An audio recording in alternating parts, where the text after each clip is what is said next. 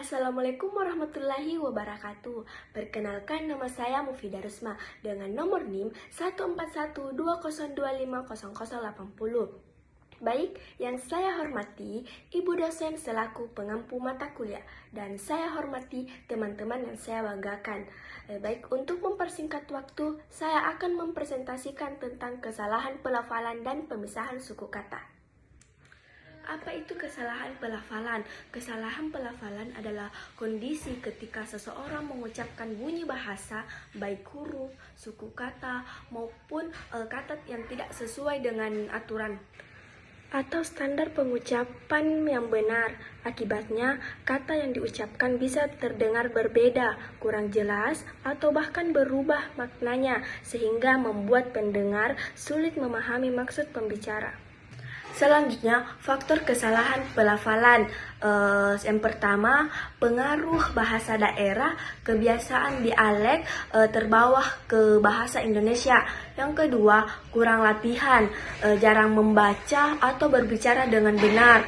Yang ketiga, meniru lingkungan, contohnya pengucapan di sekitar yang salah. Dan yang keempat, tidak menguasai aturan bunyi, sehingga salah vokal, konsonan, atau tekanan kata. Dan yang kelima, berbicara terlalu cepat sehingga bunyi kata tidak jelas. Dan yang keenam, pengaruh bahasa asing, sampai pola pengucapan terbawa. Dan yang ketujuh, kurang percaya diri atau gugup membuat pelafalan tidak jelas.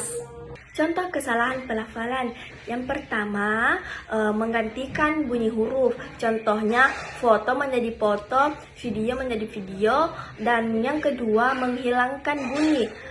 Contohnya, baik menjadi baik, tepat menjadi tepat. Ketiga, menambahkan bunyi, istri menjadi istri. Dan yang keempat, pengaruh dialek daerah, roda menjadi loda, empat menjadi ampat. Dan yang kelima, salah penekanan suku kata, komunikasi menjadi komunikasi.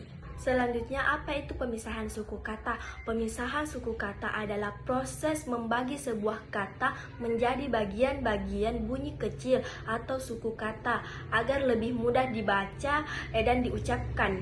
Setiap suku kata biasanya memiliki satu vokal sebagai inti bunyinya. Pemisahan ini membantu memperjelas pelafalan, mempermudah pengejaan, dan mendukung kelancaran membaca.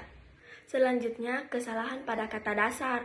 Yang pertama, membantu huruf yang tidak perlu. Contohnya, istri menjadi istri, aktivitas menjadi aktivitas. Kedua, pengurangan huruf dalam kata dasar. Contohnya, sehat menjadi sehat, tepat menjadi tepat.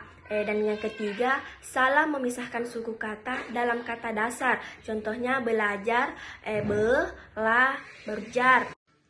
Selanjutnya, contoh pemisahan suku kata. Yang pertama, meja. Contohnya, meja. Yang kedua, buku. Contohnya, buku. Dan yang ketiga, sehat. Contohnya, sehat. Empat, taman. Contohnya, taman. Kelima, belajar. Contohnya, belajar. Dan yang keenam, sungai. Contohnya, sungai. Dan yang ketujuh, bambu. Contohnya, bambu. Selanjutnya, cara menghindari kesalahan pelafalan. Contohnya, yang pertama, ikuti pola vokal konsonan atau FK dengan benar. Dan yang kedua, jangan pisahkan bunyi yang menyatu. Contohnya itu NG, NY, A, I, U. Dan yang ketiga, pisahkan kata sesuai aturan pemenggalan buku.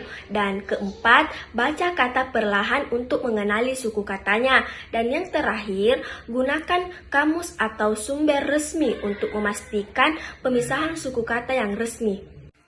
Dan yang terakhir, kesimpulan, pelafalan dan pemisahan suku kata sama-sama penting untuk menghasilkan ucapan jelas, tepat, dan mudah dipahami. Pelafalan yang benar membantu menghindari salah paham, sedangkan pemisahan suku kata yang tepat mempermudah membaca, mengeja, dan berbicara. Keduanya saling mendukung dalam meningkatkan kemampuan berbahasa sehingga komunikasi menjadi lebih efektif dan profesional. Itulah tadi presentasi dari saya. Lebih dan kurangnya mohon dimaafkan. Wabillahi taufiq wal hidayat. Assalamualaikum warahmatullahi wabarakatuh.